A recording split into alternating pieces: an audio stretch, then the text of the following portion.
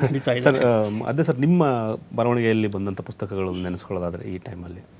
ಇಲ್ಲ, ನಾನು ರಾಜ್ಕುಮಾರ್ ಅವ್ರ ಕುರಿತು ಅನೇಕ ಸಲ ಲೇಖನಗಳು ಮಾಡಿದ್ದೀನಿ. ನಂದು ಇದು ಥೀಸಿಸ್ ಬಂದಿದೆ. ನಾನು ಬರೀ ಅಣ್ಣವ್ರನ್ನ ಕುರಿತು ಅದೇ ಮಾತ್ರ ಇವ್ರ ಥರ ಒಂದು ಏರಿಯನ್ ಕಾನ್ಸಂಟ್ರೇಟ್ ಮಾಡಿ ಕೆಲಸ ಮಾಡಿಲ್ಲ. ನಾನು ಹೆಣ್ಣು ಭ್ರೂಣ ಹತ್ಯೆ ಮೇಲೆ ರಿಸರ್ಚ್ ಮಾಡಿದ್ದೀನಿ. ಅದು ಸೆಕೆಂಡ್ PUCಗೆ ಸೋಷಿಯಾಲಜಿಲಿ ಇದಿದೆ, ಚಾಪ್ಟರ್ ಇದೆ. ಮತ್ತು ಆ ಒಡಲ ತುಡಿತಕ್ಕೆ ಕೇಳುವಂಥ ಪುಸ್ತಕ, ಅದಕ್ಕೆ ಸಾಹಿತ್ಯ ಅಕಾಡೆಮಿ ಅವಾರ್ಡ್ ಕೂಡ ಬಂದಿದೆ. ಹಾಗೆಯೇ ಇನ್ನೊಂದು ಗಾಳಿಗಮಲು ಅನ್ನೋ ಒಂದು ಪುಸ್ತಕ ಕೂಡ ನಂದು ಬಿಡಿ ಲೇಖನಗಳದ್ದು, ಅಂದರೆ ವ್ಯಕ್ತಿ ಚಿತ್ರಣಗಳದ್ದು, ಅದಕ್ಕೂ ಕೂಡ ಸಾಹಿತ್ಯ ಅಕಾಡೆಮಿ ಅವಾರ್ಡು ಬಂದಿದೆ. ಮತ್ತು ಅದರದ್ದು ಸಿಲೆಬಸ್ ಕೂಡ BBMಗೆ ಆಗಿತ್ತು ಹೋದ ಟರ್ಮ್ಗಳಲ್ಲಿ. ಇದ್ರ ಜೊತೆಯಲ್ಲಿ ಒರಳನೋಟ ಮತ್ತು ಈ ಥರ ಅನ್ನೋ ಪುಸ್ತಕಗಳು ಒಟ್ಟು ಒಂದು ಈಗ ಇದು ಬಡವರ ರಾಜ್ಕುಮಾರ, ಇವೆಲ್ಲ ಪುಸ್ತಕಗಳನ್ನು ನಾನು ಬರೆದಿದ್ದೀನಿ ವಿತ್ ಮೈ ಜರ್ನಲಿಸಮ್. ಅದ್ರ ಜೊತೆಗೆ ನಾನು ಹಿಂದೆ ಕೂಡ ಲೆಕ್ಚರರ್ ಆಗಿದ್ದೆ ಒಂದು ಡಿಗ್ರಿ ಕಾಲೇಜಲ್ಲಿ. ನಾನು ಯಾವ ಕಾಲೇಜಲ್ಲಿ ಡಿಗ್ರಿ ಮಾಡಿದ್ದೆ, ದೊಡ್ಡಬಳ್ಳಾಪುರದಲ್ಲಿ ಕೊಂಗಡಿಯಪ್ಪ ಡಿಗ್ರಿ ಕಾಲೇಜಲ್ಲಿ, ಅಲ್ಲೊಂದು 2-3 ವರ್ಷ ಟೀಚ್ ಮಾಡಿದ್ದೆ. ಆಮೇಲೆ ಪತ್ರಕರ್ತ ಆಗಿ ಸಾಗಿ ಬಂದಿದ್ದೀನಿ. ಸೊ ಈ ಹಿನ್ನೆಲೆ ನಮಗೆ ಬಹಳೆಯವರು ಹೇಳ್ತಿರೋವಾಗ 1-2-3 ಅಂಶಗಳು ಅಣ್ಣವ್ರದ್ದು ಎಸ್ ಪ್ಲೀಸ್ ಸರ್. ಇದು ಬಂತು. ರಾಜ್ಕುಮಾರ್ ಅವರು ಒಂಥರ ಈ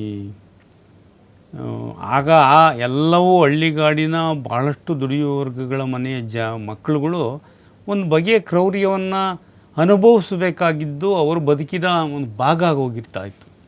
ನಾವೆಲ್ಲ ಸ್ಕೂಲ್ಗೆ ಹೋಗ್ಬೇಕಾದ್ರೆ ಬೆಳಗ್ಗೆ ಹೋಗಬೇಕು, ಒಂದು ಬೇಸಿಗೆ ಆದರೆ ಸಗಣಿ ತೆಪ್ಪೆ ಎತ್ತಕ್ಕೆ ಹೋಗಬೇಕು, ಇಲ್ಲಾಂದರೆ ಮಳೆಗಾಲ ಆದರೂ ಹುಲ್ಲು ಕುಯ್ಕೊಂಡು 1-1.5 ಹಸುಗಳಿಗೆ ಮನೆಯಲ್ಲಿ ಹಾಕ್ಬಿಟ್ಟು ಹೋಗಬೇಕು. ಸೊ ಹಿಂಗೇನೇನೋ ಈ ಬದುಕಿನ ಇದು ಇತ್ತು. ಇವರು ಬಾಲ್ಯದಲ್ಲೂ ಕೂಡ ಈ ಥರದ ಸಮಸ್ಯೆಗಳು ಇದು ಎಲ್ಲ ಇತ್ತು. ಸ್ಕೂಲ್ ವಿಚಾರದಲ್ಲಿ ಇವ್ರ ತಂದೆಯವ್ರಿಗೆ ಒಂದು ಭಾಳ ಹಂಬಲ ಇತ್ತಂತೆ, ಏನಾದರೂ ಮಾಡಿ ನನ್ನ ಮಕ್ಕಳಲ್ಲಿ ಯಾರಾದರೂ ಒಬ್ಬರು 4 ಅಕ್ಷರ ಕಲಿತು, ವಿದ್ಯೆ ಕಲಿತು, ಬೇರೆ ಯಾವುದಾನ ಕೆಲಸ ಹಿಡ್ದು ಈ ಬಡತನಕ್ಕೊಂದು ಕಾಣಿಸ್ಲಿ, ಗತಿ ಕಾಣಿಸ್ಲಿ ಅಂತ. ಅದಕ್ಕೆ ಅವರು ರಾಜ್ಕುಮಾರ್ ಅವರು ಓದಬೇಕು ಅಂತ ಭಾಳ ಬಯಸಿದ್ರಂತೆ. ರಾಜ್ಕುಮಾರ್ ಅವ್ರಿಗೆ ಓದೋದೇನೋ ಸರಿಯಾಗಿ ತಲೆಗೆ ಹತ್ತದೆ. ಅವರು ಅದರಿಂದ ಒಂಥರ ರಿಜೆಕ್ಷನ್ ರೂಪದಲ್ಲಿ ನಿಂತಾಗ ಯಾವುದೋ ಒಂದು ತಪ್ಪಿನ ಕಾರಣಕ್ಕೆ ಒಂದು ಸಲ ರಾಜ್ಕುಮಾರ್ ಅವಾಗ ಮಲೆ ಮಹದೇಶ್ವರನ ಬೆಟ್ಟದ ಸಾಲಲ್ಲೆಲ್ಲ ಒಂದು ಸಾಂಪ್ರದಾಯಿಕವಾಗಿ ಕೂದಲು ಉದ್ದ ಬೆಳೆಸೋದು, ಜೋಗಿ ಪಿಕ್ಚರಲ್ಲ ಶಿವರಾಜ್ಕುಮಾರ್ ಬೆಳೆಸಿದ ಆ ಥರದ ಕೂದಲು ಬೆಳೆಸೋದಿತ್ತಂತೆ. ಅವ್ರ ತಂದೆ ಆಲದ ಮರದ ಬೀಳಲಿ ಇರ್ತಾವಲ್ಲ, ಅದಕ್ಕೆ ಕೂದಲು ಎತ್ತಿ ಕಟ್ಟಿಬಿಟ್ಟು ದೊಣ್ಣೆ ಕಡ್ಡಿ ತಗೊಂಡು, ಹುಣಸೆ ಕಡ್ಡಿ ತಗೊಂಡು ಸುತ್ತ ತಿರುಗಿ ಹೊಡೆದಾಕ್ಬಿಟ್ರಂತೆ. ಮತ್ತು ಮಕ್ಕಕ್ಕೆ ಉಗಿದ್ಬಿಟ್ರಂತೆ. ಇದನ್ನು ಏನೋ ಅವ್ರು ಅಡಿಕೆ ಹಾಕೋರಂತೆ ತಂದೆ, ಮಕ್ಕಕ್ಕೆ ಉಗೋರಂತೆ. ಅಂದರೆ ಇಷ್ಟನ್ನೆಲ್ಲ ಅನುಭವಿಸಿ ಒಂದು ರೀತಿ ಮುತ್ತುರಾಜ ಪಟ್ಟಂಥ ಪಾಡಿನ ನೀತಿ ಇತ್ತಲ್ಲ, ಪಾಡಿನ ನೀತಿಯ ಬದುಕಿನಿಂದ ಉಂಟಾದಂಥ ಒಂದು ವಿವೇಕ ಇತ್ತಲ್ಲ, ಅದು ರಾಜ್ಕುಮಾರ್ ಅವ್ರನ್ನ ಅವ್ರ ಕೊನೆ ದಿನಗಳವರೆಗೂ ಕಾಪಾಡಿದೆ. ವಿಚಾರ ನೀತಿ. ಸರ್, ಕಾರ್ಯಕ್ರಮದ ಕೊನೆಯ ಹಂತ, ಕೊನೆಯ ಘಟ್ಟದಲ್ಲಿದ್ದೀವಿ. ಅಣ್ಣವರಿಗೆ ಭಾರತ ರತ್ನವನ್ನು ಕೊಡಬೇಕು ಅನ್ನೋದು ನಮ್ಮೆಲ್ರಿಗೂ ಆಸೆ. ಸೊ ಅದನ್ನು ಹೇಳಿ ನಾವು ಕಾರ್ಯಕ್ರಮ ಮುಗಿಸೋಣ. ಸೊ ನಿಮ್ಮಿಂದನೇ ಪ್ರಾರಂಭ ಮಾಡ್ತೀನಿ ಪ್ಲೀಸ್ ಸರ್. ಖಂಡಿತ ಭಾರತ ರತ್ನ ಪ್ರಶಸ್ತಿ ಬರಬೇಕು. ನನ್ನ ಒಂದು ಪ್ರತಿಕ್ರಿಯೆ ಕೊಡಲೇಬೇಕು ಅಂತ ಅನ್ನಿಸ್ತಾ ಇದೆ ಇವರಿಬ್ಬರ ಮಾತುಗಳಿಗೆ, ಈಗ ಬೋಳೆ ಮತ್ತು ಅದ್ದೆಯವರ ಮಾತುಗಳಿಗೆ. ಈ ಚರ್ಚೆ ಒಳಗಡೆ ನಾವು ಗಣಿತದಲ್ಲಿ ತಾಳೆ ನೋಡೋದು ಅಂತ ಹೇಳ್ತಾರೆ. ಅಣ್ಣವರ ಸಿನಿಮಾಗಳು, ಅಣ್ಣವರ ವ್ಯಕ್ತಿತ್ವ ಮತ್ತು ಅದರ ಅಳವಡಿಕೆ, ಈ ಮೂರನ್ನು ನೋಡಿದ್ರೆ ಹಣದ ಆಪಾಹಪಿತನ ಅವ್ರಿಗಿರಲಿಲ್ಲ. ಅವ್ರ ಸಿನಿಮಾ ಪಾತ್ರಗಳಲ್ಲೂ ಇಲ್ಲ, ಅವ್ರಿಗೂ ಇರಲಿಲ್ಲ. ಇವತ್ತಿನ ಹೀರೋಗಳಿಗೆ ಮತ್ತು ಯಂಗ್ಸ್ಟರ್ಗೆ ಗೊತ್ತಿರಲಿ ನಮ್ಮ ಕಾರಣಕ್ಕೆ ಹೇಳ್ತಾ ಇದ್ದೀನಿ.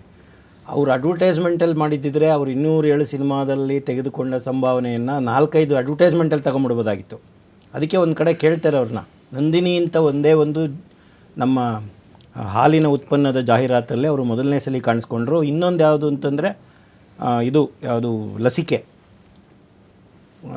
ಪೋಲಿಯೋ ಲಸಿಕೆ, ಎರಡೇ ಅವರು ಮಾಡಿದಂಥ ಕಣ್ಣು ದಾನದ ಕಣ್ಣು ಮೂರೇ ಅವರು ಮಾಡಿದ 3 ಜಾಹೀರಾತುಗಳು.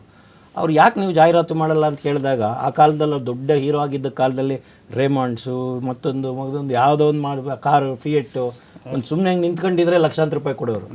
ಅವ್ರು ಯಾಕೆ ನೀನು ಮಾಡಲ್ಲ ಅಂತ ಕೇಳಿದಾಗ ಒಂದು ಮಾತು ಹೇಳ್ತಾರೆ ಅವ್ರು, ನಾನು ಈ ವಸ್ತು ಚೆನ್ನಾಗಿದೆ ಅನ್ನೋವಂಥದ್ದು, ಅದು ಚೆನ್ನಾಗಿಲ್ಲದೆ ಇರೋದು, ಆಮೇಲೆ ಇವನು ಮನೆ ಕಾಯುವಾಗ ಅಂತ ಅಭಿಮಾನಿಗಳು ಬೈಕೊಳ್ಳೋದು, ಇದೆಲ್ಲ ನನಗೆ ಬೇಕಾ ಅಂತ. ಅವ್ರು ಎಂದೂ ಹಣದ ಅಪಾಪಿತನವನ್ನು ಹಣದ ತೋರಿಸ್ದವರಲ್ಲ. ಅಪಾಪಿ ಮತ್ತು ಜಾತಿ ಅದು ಚೌಕಟ್ಟು ಇಲ್ಲ. ಎರಡು ಎಂದೂ ಅವರನ್ನು ಅನಿಸಿಸ್ತಿಲ್ಲ. ಭಾರತ ರತ್ನ ಕೊಡಬೇಕಾಗಿತ್ತು ಹಿಂದೇನೆ. ಹೌದು. ಸೊ ಅದು ತಲುಪಬೇಕಾಗಿತ್ತು ಭಾರತ ರತ್ನ. ನಾವು ಅದು ಏನಂದರೆ ಏನೇನೋ ಆಳುವ ಜನರ ರಾಜಕೀಯ ಪ್ರಜ್ಞೆ ಮತ್ತು ಅದರ ನಡುವೆ ರಾಜ್ಕುಮಾರ್ ಅವ್ರಿಗೆ ಭಾರತ ರತ್ನ ಮಿಸ್ ಆಗಿದೆ. ರಾಜ್ಕುಮಾರ್ ಅವರು ಭಾರತ ರತ್ನಕ್ಕೆ ಬಹಳ ಅರ್ಹವಾದಂಥ ನಟ ಅನ್ನೋದರಲ್ಲಿ ಎರಡೇ ಮಾತಿಲ್ಲ. ಇಂಡಿಯಾ ದೇಶದಲ್ಲೇ ಬಹಳ ವಿಶಿಷ್ಟವಾದ, ಬಹಳ ಸ್ಪೆಷಲ್ ಮತ್ತು ಒಂದು ರೀತಿ ತನ್ನದೇ ಒಂದು ಐಡೆಂಟಿಟಿ ಇರೋವಂಥ ಭಾಳ ದೊಡ್ಡ ನಟರು ಯಾರಾದರೂ ಇದ್ದರೆ ಅದು ರಾಜ್ಕುಮಾರ್. ಭಾರತ ರತ್ನಕ್ಕೆ ಅವರು ಅರ್ಹರು ತುಂಬ ಹಿಂದೆನೇ, ಭಾಳ ಅವ್ರಿಗೆ ಫಾಲ್ಕೆ ಬಂತಲ್ಲ, ಆ ಫಾಲ್ಕೆ ಬಂದಾಗೇ ರಾಷ್ಟ್ರೀಯತೆಯ ಮಾನದಂಡ ಅವರಲ್ಲಿ, ಅವರ ವ್ಯಕ್ತಿತ್ವದಲ್ಲಿ, ಅವರ ಚಿತ್ರಗಳಲ್ಲಿ ಕಂಡಾಗ್ಬಿಟ್ಟಿದ್ದಾಗಲೇ. ಎಲ್ಲರೂ ಕೂಡ ಅವರನ್ನು ಅನುಕರಣೆ ಮಾಡಿದ್ದಾರೆ, ಎಲ್ಲರೂ ಕೂಡ ಅನುಸರಣೆಯೂ ಮಾಡಿದ್ದಾರೆ. ಅಮಿತಾಬ್ ಬಚ್ಚನಿಂದ ಹಿಡಿದು, ಧರ್ಮೇಂದ್ರಿಂದ ಹಿಡ್ಕೊಂಡು, ದಿಲೀಪ್ ಕುಮಾರಿಂದ ಹಿಡ್ಕೊಂಡು, ರಾಜ್ ಕಪೂರಿಂದ ಹಿಡ್ಕೊಂಡು, ಅವರ ರಾಷ್ಟ್ರಭಾಷೆ ಹಿಂದಿ ಅಂತ ನಾವು ಏನು ಹೇಳ್ತೀವಿ, ಆ ಭಾಷೆಯವರು ಕೂಡ ನಮ್ಮ ಕನ್ನಡದ ಹೊರನಟರ ಒಂದು ಚಿಂತನೆಗಳನ್ನು, ಅಭಿನಯವನ್ನು, ಅವರ ವ್ಯಕ್ತಿತ್ವವನ್ನು ಮನಸಾರೆ ಶ್ಲಾಘಿಸಿದ್ದಾರೆ. ಹಾಗಾಗಿ ರಾಷ್ಟ್ರೀಯ ಮಟ್ಟದಲ್ಲಿ ಅವರಿಗೆ ಭಾರತ ರತ್ನ ಕೊಡ್ತಕ್ಕಂಥ ಅರ್ಹತೆ ಅವರಿಗೆ ತುಂಬ ಹಿಂದೆಯೇ ಇತ್ತು. ಅವರು ಇದ್ದ ಹಾಗೆ ಅವರು ಇದ್ದಂಥ ಕಾಲದಲ್ಲೇ ಕೊಟ್ಟಿದ್ದರೂ ಕೂಡ ಅದಕ್ಕೆ ಅವರು ಸರ್ವಮಾನ್ಯ ಅರ್ಹರಾಗಿದ್ದರು. ಭಾರತ ರತ್ನ ಪ್ರಶಸ್ತಿ ಬಂದಾಗ ಒಂದೊಬ್ಬರು ಹೇಳಿದ್ರು, ಯಾವುದಾದ್ರೂ ಒಂದು ಪ್ರಶಸ್ತಿಗೆ ಆ ಪ್ರಶಸ್ತಿಗೆ ಘನತೆ ಗೌರವ ಬರಬೇಕು ಅನ್ನೋದಾದರೆ ಅದು ರಾಜ್ಕುಮಾರ್ ಅವರು ಕೊಟ್ಟರೆ ಮಾತ್ರ ಅದು ಸಾಧ್ಯ ಅಂತೇಳಿ. ಆ ರೀತಿಯಾದಂಥ ಒಂದು ವ್ಯಕ್ತಿತ್ವ ಈ ಕನ್ನಡ ನಾಡು ಕಂಡಂಥ, ಈ ಭಾರತ ಕಂಡಂಥ ಶ್ರೇಷ್ಠ ನಟ. ಸೊ ಇವತ್ತಿನ ಕಾರ್ಯಕ್ರಮದಲ್ಲಿ ಕಥಾನಾಯಕನ ಕಥೆ ಅಂತ ಇಟ್ಕೊಂಡು ನೀವೆಲ್ಲ ಬಂದಿದ್ದು, ಎಸ್ಪೆಷಲಿ ನಿಮ್ಮ ಬರವಣಿಗೆ ಮೂಲಕ ನಾವು ಅವ್ರನ್ನ ಮುಂದಿನ ಪೀಳಿಗೆಗೆ ಮತ್ತೆ ಹೇಳುವಂಥ ಕೆಲಸ ಆಗ್ತಿದೆ. ಸೊ ನಿಜಕ್ಕೂ ಖುಷಿ ಆಯಿತು. ಈ ಕಾರ್ಯಕ್ರಮ ನಿಮಗೂ ಕೂಡ ಇಷ್ಟ ಆಯಿತು ಅಂತ ಭಾವಿಸ್ತಾ ಈ ಕಾರ್ಯಕ್ರಮವನ್ನು ಮುಗಿಸುವಂಥ ಸಂದರ್ಭ ಬಂದಿದೆ. ಮುಂದಿನ ಕಾರ್ಯಕ್ರಮಗಳಿಗೆ ತಮ್ಮ ಅವಕಾಶ ಇದ್ದಲ್ಲಿ, ತಮ್ಮ ಅಗತ್ಯತೆ ಇದ್ದಲ್ಲಿ ಮತ್ತೆ ನಿಮಗೆ ತಿಳಿಸ್ತೀನಿ. ದಯವಿಟ್ಟು ನಿಮ್ಮ ಸಹಕಾರ ಹೀಗೆ ಇರಲಿ. ಕಥಾನಾಯಕನ ಕಥೆಗೆ ಆಗಮಿಸಿದಂಥ ನಿಮ್ಮ 3 ಜನಕ್ಕೆ TV5 ಕಡೆಯಿಂದ ಆತ್ಮೀಯವಾದ ಧನ್ಯವಾದಗಳನ್ನು ತಿಳಿಸ್ತೀನಿ. ಧನ್ಯವಾದಗಳು. Thank you. ವೀಕ್ಷಕರು, ಇಷ್ಟೊತ್ತು ನೋಡಿದ್ರಿ ಕಥಾನಾಯಕನ ಕಥೆಯಲ್ಲಿ ಅಣ್ಣವರ ಅಕ್ಷರ ರೂಪದಲ್ಲಿ ನಾವು ನೋಡಿದಂತೆ, ಬರವಣಿಗೆ ರೂಪದಲ್ಲಿ ನಾವು ನೋಡಿದಂತೆ, ನಿಜಕ್ಕೂ ಅವೆಲ್ಲ ಹೇಳ್ತಾ ಇದ್ದು ನೋಡ್ತಾ ಇದ್ದರೆ ನಿಜಕ್ಕೂ ಮೈ ರೋಮಾಂಚನ ಆಗುತ್ತೆ.